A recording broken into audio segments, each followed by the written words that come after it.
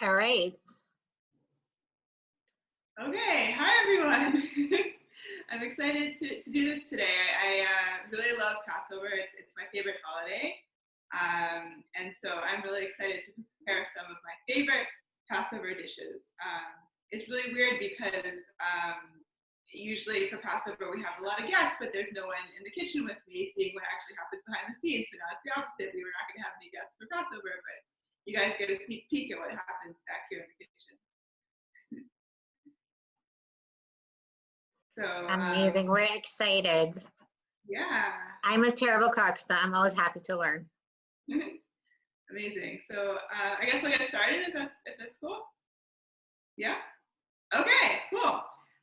So the first thing that I'm going to show you how to make is my flourless chocolate cake, which is a big hit at the Seder because everyone is, of course, having lots of stories and lots of talking, and everyone just wants to eat. And the chocolate cake is the reward you get for sitting through the Seder and participating.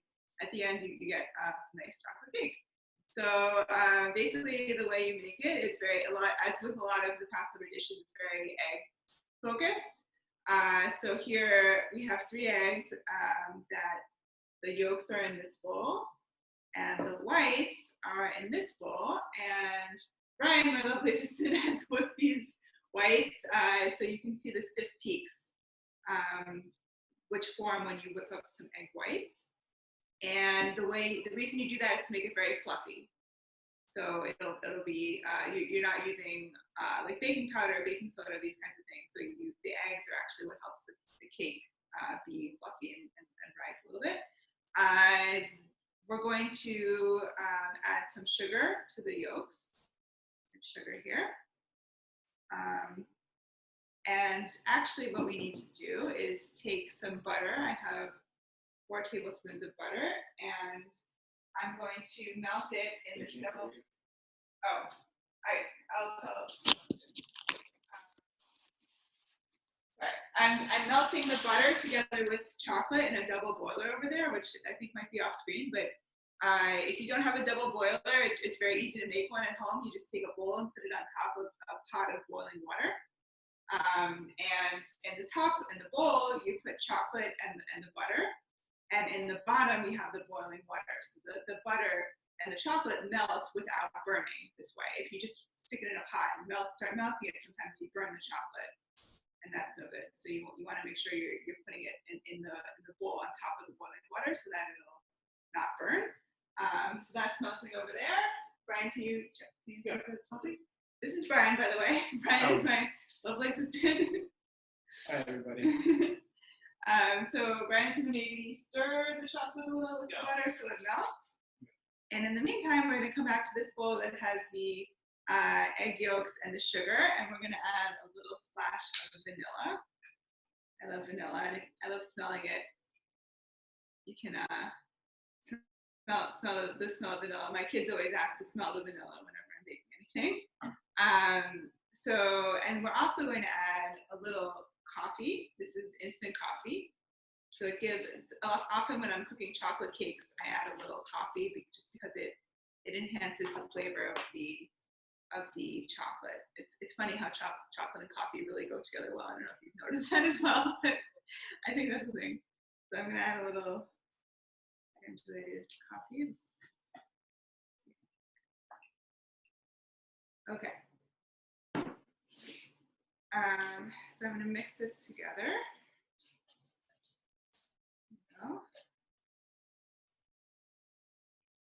And in the meantime, I've preheated the oven to 350 degrees. So it'll bake at 350, just so you should always preheat your oven while you're working on other stuff. It's helpful. And yeah, when the chocolate is melted, we'll add it to this bowl.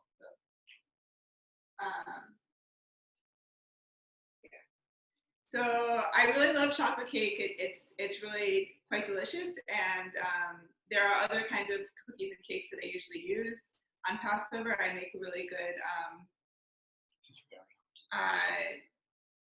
like a oatmeal cookie, mock oatmeal cookie with matzah meal. That's also really good. But the chocolate cake is my favorite, which is why I chose to make it today. So the chocolate has just been melted. It's apparently very hot.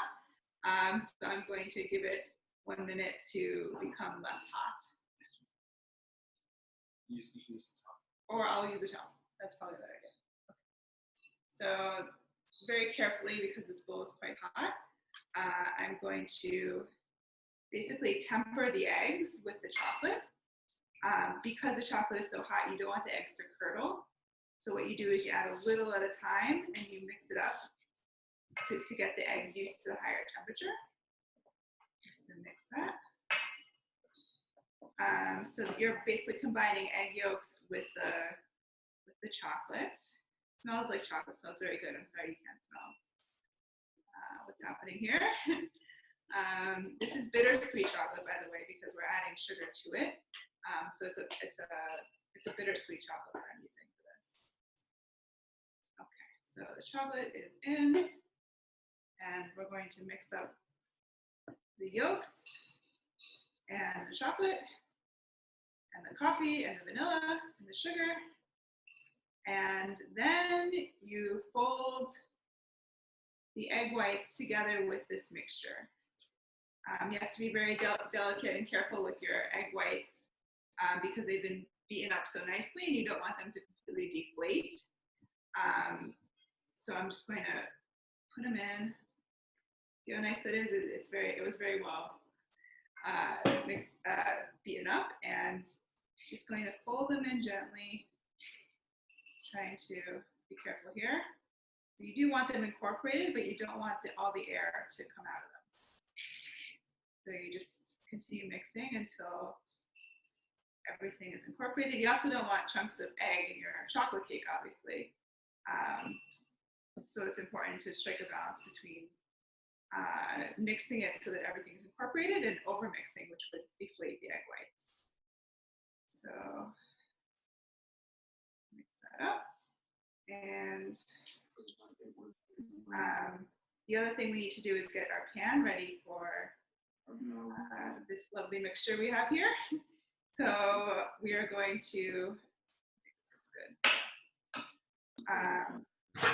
grease our pan. So I just use hand thinner. You can use butter or whatever you want to grease your pan with.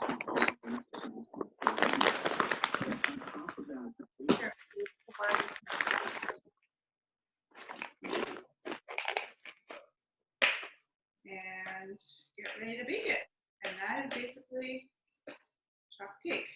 So you notice that I made, actually this is like half a recipe of what I would make if I'm doing a big Seder. I think it's important in these times to learn how to cook for smaller, at least for us, we're used to cooking for crowds. We do big events very frequently for a lot of people usually. So I think it's really important to learn how to scale that back for us and make smaller quantities. And so I restrained myself in actually half this recipe so that we'll be able to actually finish this chocolate cake, hopefully. But in general, yeah, it's a skill to know how to cook for how many people you're going to be serving. I think it's easy to either make for too many or for too few, and it's a skill, like over time, as you cook for more people, you'll learn what the right amount is. We've had many leftovers thrown out and many, but everyone gets fed. That's generally the idea. So we just spread this out in the pan. Make sure it's even as much as possible. And we're going to bake it. And that is the chocolate cake that's now going in the oven.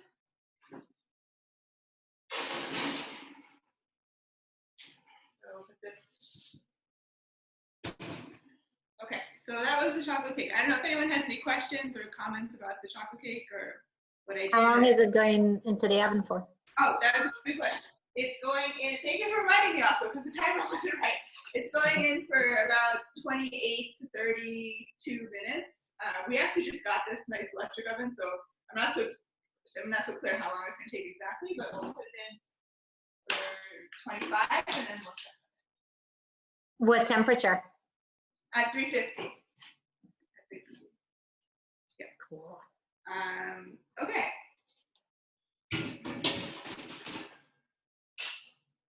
So the next thing we're going to learn to make is potato kugel. So I have a lot of thoughts about potato kugel. I've eaten a lot of potato kugel over the years that I've been alive. And I have some tricks that will make it, in my opinion, a superior product. There's some things that I do to it that I think help enhance the taste and also the texture that I'm producing. So we're going to start out by grating some potatoes and some onions. I have in this bowl 4 potatoes that are peeled. They've been sitting in the water to help them stay nice and white. So these are the potatoes. And I'm just going to grate them over here. So That's a good trick. I didn't know about the water thing. Yeah.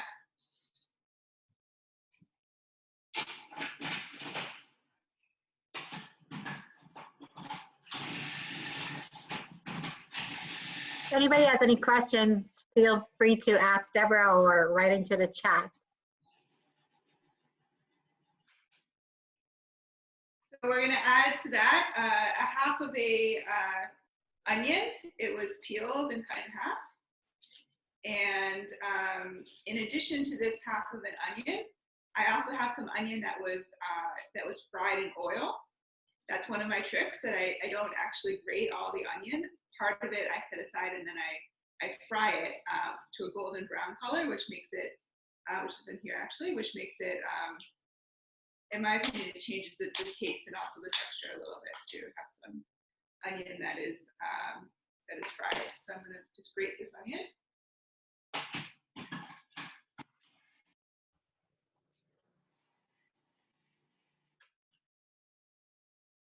Is there a bowl I can use? Oh, so, yeah. Okay, so in the bowl goes the potatoes and onions. You again, you don't want to do this too far in advance. The reason I didn't do this in advance is you don't want them to turn brown.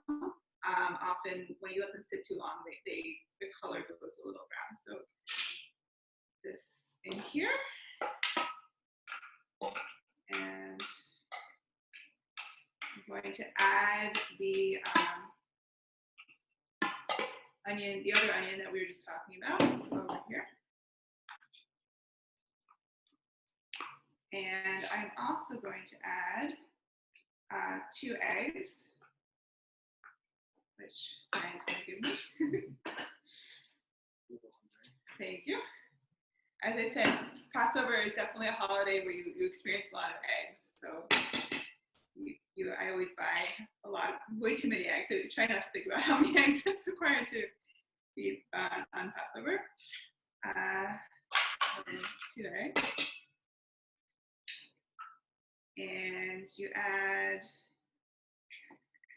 a little oil. Where's it? Okay, know where your oil is. It's important. So you add, I think, like 2 tablespoons of oil in here. And also need some salt. And I also ground up a little bit of pepper. Some people like pepper, some people don't like pepper. I know my daughter in particular is not very fond of pepper, so I didn't put very much. So it's about 2 tablespoons of salt and a little bit of pepper. And you are going to mix all this together. Okay.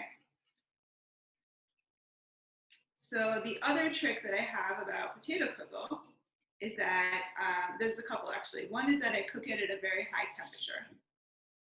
So usually when I do this, I set my oven to like the maximum, like 500 degrees or something crazy. This oven only goes to 450.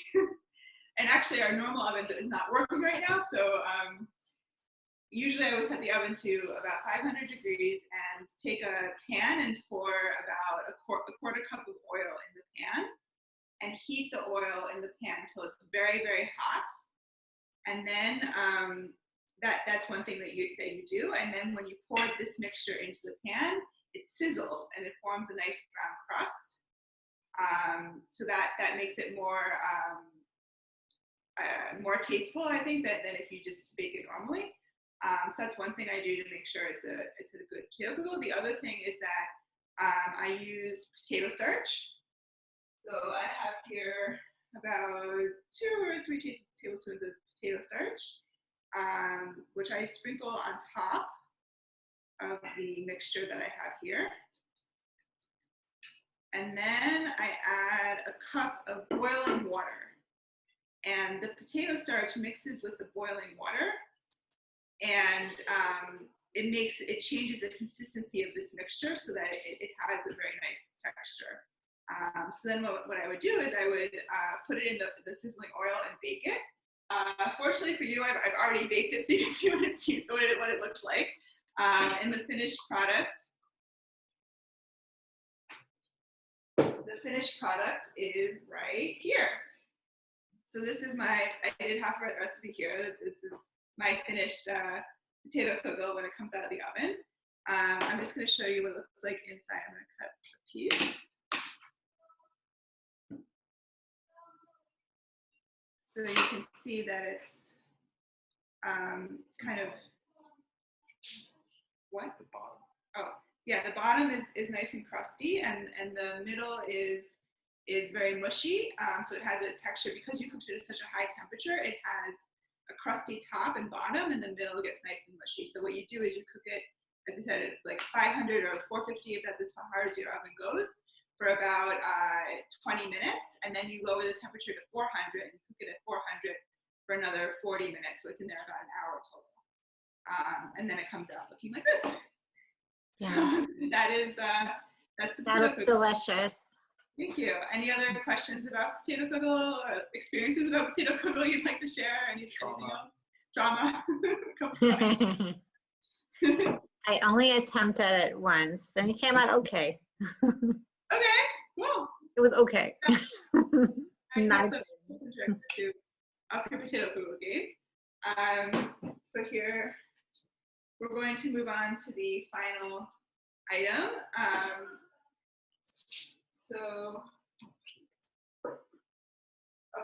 So my one of the favorite dishes that I have for Passover is called a mina.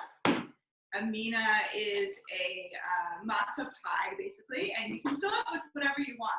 I've seen people do spinach and cheese, which is very nice. You can fill it with eggplants. You can fill it with really anything that you feel like that's a nice mixture. Maybe sweet potato or squash, or I don't know. The possibilities are endless. You can fill this with whatever you want. But the trick of it is that you use matzah as a crust, because as you know, it's Passover, so we're not going to put in flour or anything like that. We have to use what we have, which is basically matzah. So we're using matzah to make the crust, and the inside is ground beef in this case.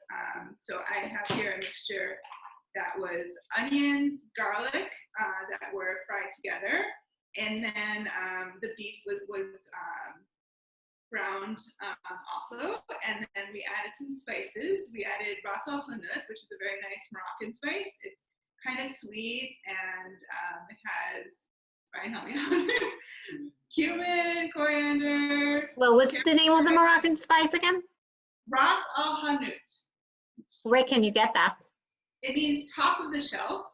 Mm-hmm. You could get it, we usually get it at, that's called Tali stands in like Murray Hill has very good spices, or anywhere that has like Arabic or Indian spices would usually have it. You can also just make it yourself. You can use, you can put in, like I said, some cumin, some caraway, some cinnamon, lots coriander, lots of different spices. So it's very like Middle Eastern, I guess. And then we also boiled some potatoes in chicken stock, which makes it a little more flavorful. So there's 2 potatoes that were boiled that are in here. And then we also mixed in a couple eggs, so it has like a filling kind of consistency. That's what I said about Passover and the eggs. You can't get away from it. You use a lot of eggs. And so this is the mixture that we're going to use for the middle of the pie. So now I'm going to show you how you deal with the matzah, which is the trickiest part of this mina, because as you might recognize, matzah is not what you would think of as the most bendable or flexible substance that we have. So this is the matzah that I'm using today. It's an egg matzah. You can use any kind of matzah you want. And I have here a pan of cold water. And I have here some wet towels. So what you do, I did a lot of experimentation on this one because it's very easy for the matzah either to fall apart or to not be soft enough, or there are a lot of pitfalls with this. What you're looking for is a bendable kind of texture. So you want it to be able to bend but not to fall apart. So the recommended way to do that is to dip the matzah in the water like this on one side and then on the other side. But you don't want to let it sit in the water because it's going to fall apart, like I said. So after you kind of just dunk it, like I just did, you put it in the towel and you let it sit for about 15 or 20 minutes. I think if you let it sit longer, it actually works better. I have one here that I already did a while ago, so you can see that it is quite bendable, like this. Not what you usually expect of your matzah, but you know, it's the holidays, you gotta make do.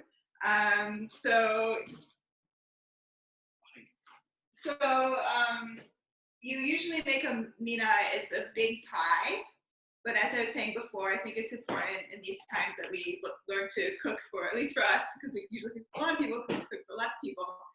So I have here a nice little individual serving of mina. So I'm going to basically spray the inside so it will not stick. We're almost done with that.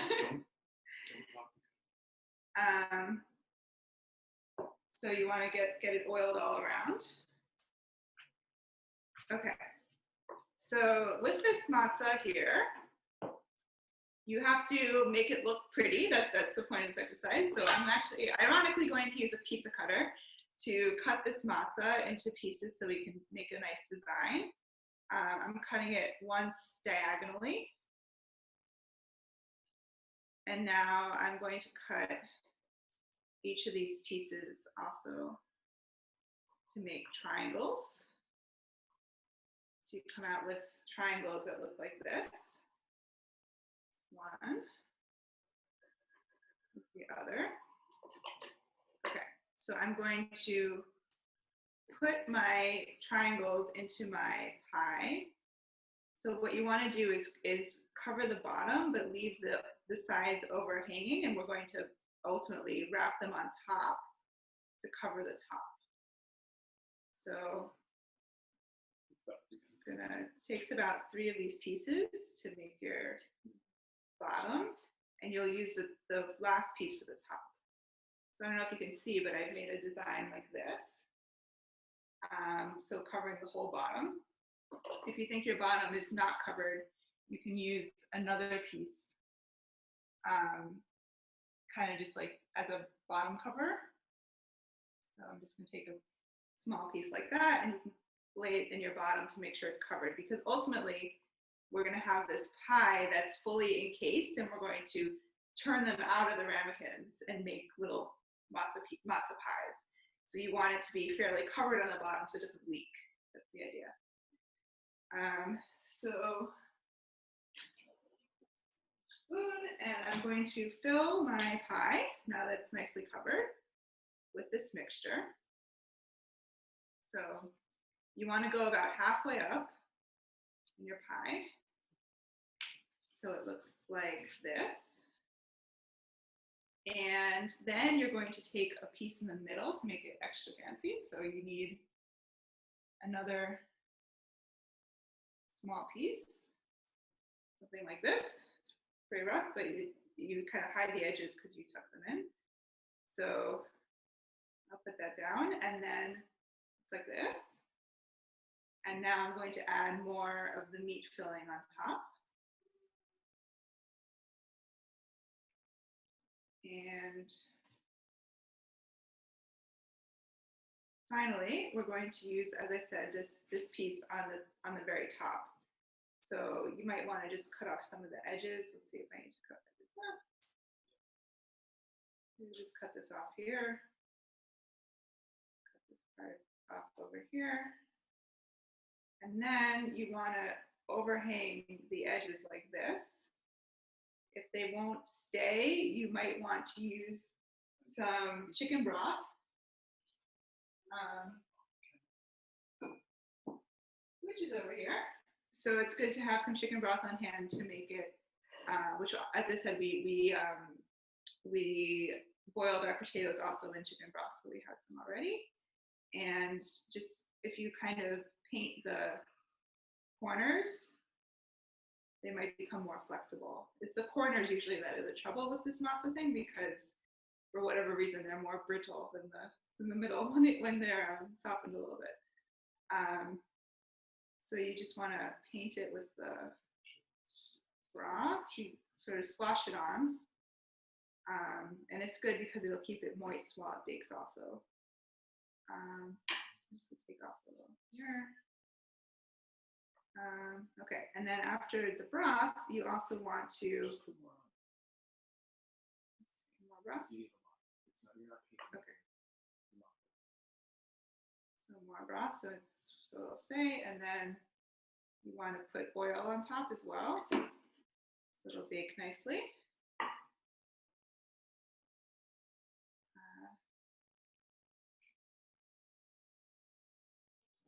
Okay, so something like that. And that's basically the matzah pie. And you bake this at 350 for about 20 or so minutes. And we also did this in advance, so you can see what it looks like when it comes out of the oven, which is something like this. So this is the finished matzah pie. So we're going to show you hopefully what it looks like when it comes out. Let's see if this worked. So you have your matzah pie and you just turn it out onto the table. It looks like that. So that is your matzah pie. You invented the whole putting it together like this? That's very cool. Very creative. Thank you. So now we have, basically we're waiting for the cake to finish cooking over here. It has about 7 minutes left, but that is basically what I prepared today for matzah Passover cooking. Amazing. Thank you so much for this. Any questions, Z? Comments, reactions, I don't know, whatever. Comments? Next year we're coming over. Yeah. Hey guys, so thank you for the videos. I'm actually on another Zoom call as we speak. It's the other one is like, it's not like work. It's more like I'm just catching up with my colleagues. So no, it went really well, and I would definitely try the cake first. Good. Yeah, I hope you do. Yeah, and then I'll send you the pictures too once I do that, just to let you know that I tried that. And for the other one, I'll see if I can get the ingredients. But Yeah. I was looking at the Facebook today, and then it showed the last year that we celebrated Passover together at the mosque, which was a really good event. And you mentioned Passover in the morning. I'm like, of course, it's April and it's spring, so all of that is coming together. So happy Passover, first of all, and thank you for sharing. Thank you. Happy Passover. Happy holidays. Yeah, and then I think you have these written somewhere as well with your tips, so you could share that too. Yeah, I'd love to. Yeah, I mean, I've tried that too, coffee with chocolate, and somehow coffee helps to enhance the chocolate flavor, which you're using it for cake. So I'll try that next time too. You should. Yeah, it's helpful. Definitely. Instant coffee is your friend. Definitely. Yeah. You can also use, some people actually make coffee and cook it into cakes, but I think instant coffee works just as well. So. Okay. Amazing. Thank you so much, Deborah. Thank you very much. We were doing it. Oh yeah. Yeah, the cake has puffed up a little, you can see. So It's working. Mhm. Eggs are working. Brian did a very good job of bringing them. Yeah. Next time, if you do something, I'll ask if my friend Miriam is around. She loves making pizza. So she Cool. could, she said like, I won't mind making pizza in the background and you can do what you're doing. So Yeah, yeah, we have I'll, this fun. I'll let you guys know too. It's too Yeah. bad she's in Brooklyn and she's not like, there's no delivery because she cooks it at her home, but her pizzas are really good too. Fantastic. That's so cool. Amazing. All right. Well, thank you for doing this. So we gotta post it and hopefully get people inspired. That was so creative, though. I never thought about doing anything like this with matzah. That's really cool. Yeah. But I'm really dying for that chocolate cake right now. Oh yeah, me too. Uh, Oh, yeah. Next year you'll come. It'll be good. oh Yeah. wow. Yeah. All righty. Well, cool. Have a wonderful weekend, everybody. You too. You too. Thank you for You doing too. this. Have a great weekend and happy Passover. Bye. Thank you so Bye. much.